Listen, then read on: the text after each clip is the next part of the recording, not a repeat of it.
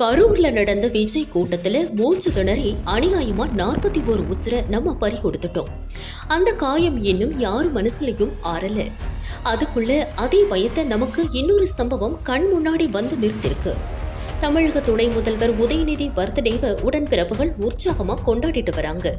அந்த லிஸ்ட்ல மாநில சுற்றுச்சூழல் அணி சார்பில் ராணிப்பேட்டை பொன்னப்ப தாங்கல் கூட்டு ரோட்ல நிகழ்ச்சி நடந்துச்சு.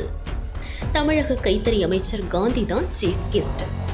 விழாவில் கலந்துக்கிற எல்லோருக்கும் இலவச விளையாட்டு உபகரணம் கொடுப்போம்னு உடன்பிறப்புகள் அழைப்பு விடுத்திருக்காங்க. ஆர்வத்துல ஆயிரக்கணக்கான இளைஞர்கள் குவிஞ்சிட்டாங்க. குறிப்பா கிரிக்கெட் பேட் மற்றும் பால் வாங்க நூற்றுக்கணக்கான ஸ்கூல் பசங்க வந்தாங்க. ஒழுங்கா வரிசையில நின்னு வாங்காம முந்தி அடிச்சதால அந்த இடமே கலேபரம் ஆயிடுச்சு. விளையாட்டு உபகரணங்களை கீழே தள்ளி அது மேல விழுந்து அடிச்சு ஒருத்தர் தள்ளிவிட்டு கூட்ட நெரிசல் அதிகமாயிடுச்சு.